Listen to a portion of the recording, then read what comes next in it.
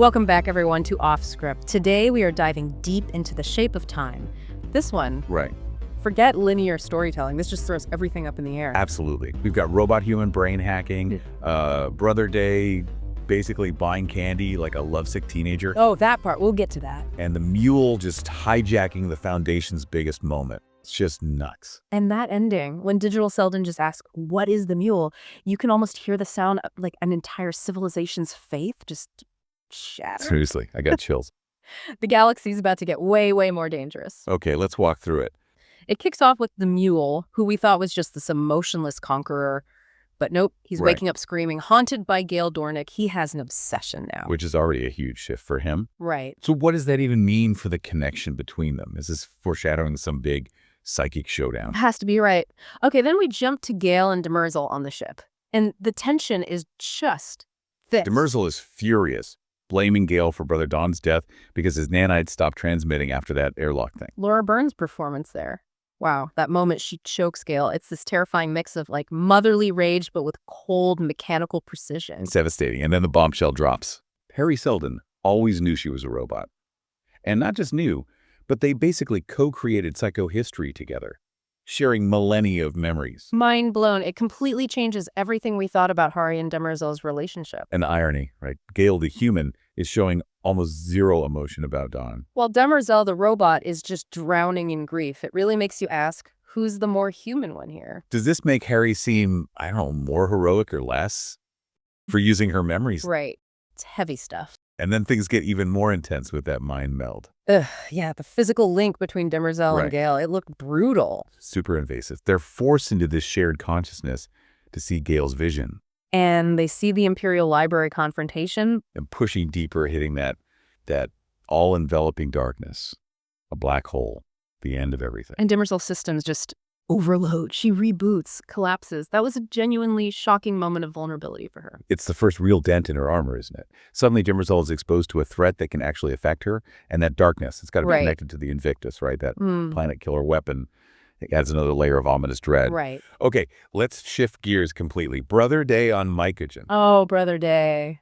My heart. He's disguised, wandering the streets, looking for Song. Doesn't even seem fazed by the news. His entire fleet got wiped out. He's just focused on finding her, buying those little treats in the market. Lee Pace just nailed that vulnerability like a nervous teenager. It's adorable and completely devastating at the same time. And then he finds her. Okay, and then Song calls for backup. Ocean Glass 49 rolls up with the stun weapons. Bam. Emperor down. Right. And she drops that line. If I ever told you I loved you, it was because I was scared of you. Oof. You know, if we connect this to the bigger picture, Okay. is Day's journey a metaphor for the Empire itself?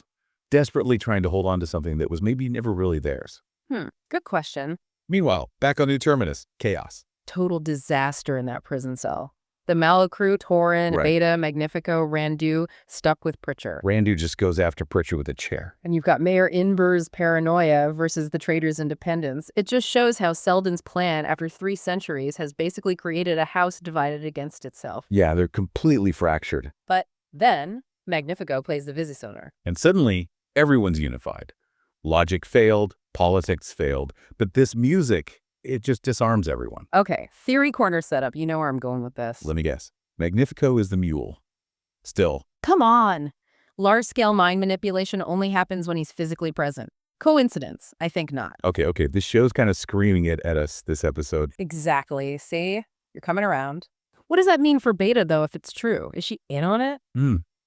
We'll put a pin in that because, The vault opens. Digital Seldon appears. and he launches into his pre-recorded speech about, like, factional disagreements. Completely clueless. He has no idea the Mule even exists until Torin Right. asks him. And Hari just goes, what is the Mule? Chills. Right. It proves psychohistory works great on paper, but reality, Totally. it works until it doesn't. And that's the moment. The Foundation's entire belief system just crumbled right there. And then the Mule hijacks the whole ceremony, shows up as a hologram, introduces himself to poor, confused Harry. Shows them their own fleet destroying itself under his mind control. Just like that.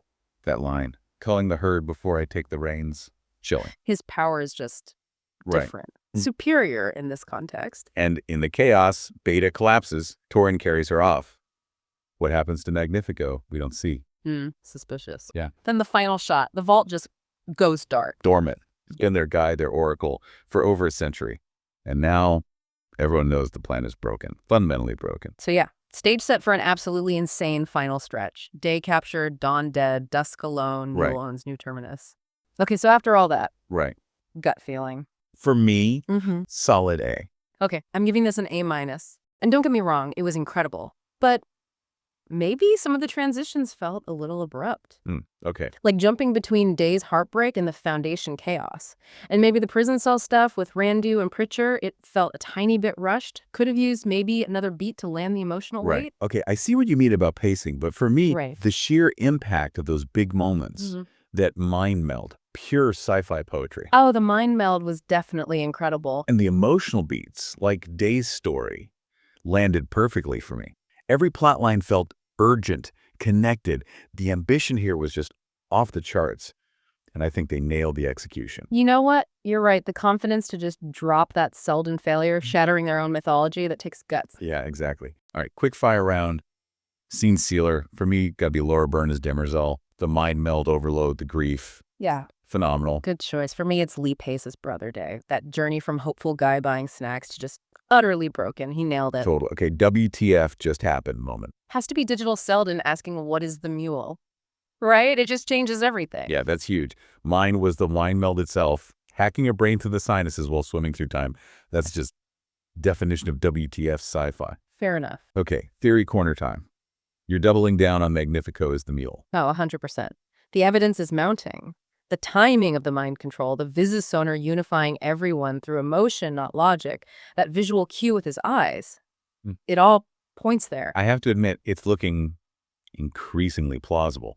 But what about that black hole vision Demerzel and Gail saw? Right. I think that's the end game, a literal end of everything. It connects Gail, the Mule, the Imperial Library, and Dusk's planet killer weapon, the Invictus. It's all heading towards that potential annihilation. Wow. Okay.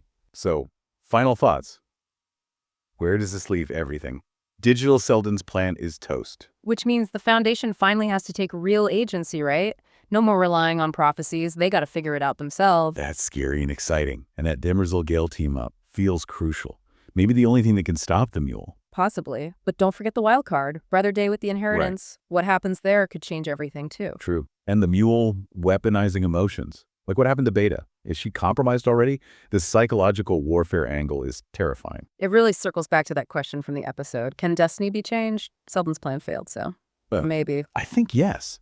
But like you said earlier, at what cost? That black hole vision looms large. Breaking cycles might break everything. Phew. Okay, what an episode. Seriously, what did you think? Drop your grades and your wildest theories in the comments. Seriously. It's going to be absolutely bonkers. So make sure you're subscribed to Off Script, smash that like button, ring the notification bell so you don't miss our next deep dive. Yeah, exactly. And remember, the shape of time might be cyclical, but great sci-fi television is eternal.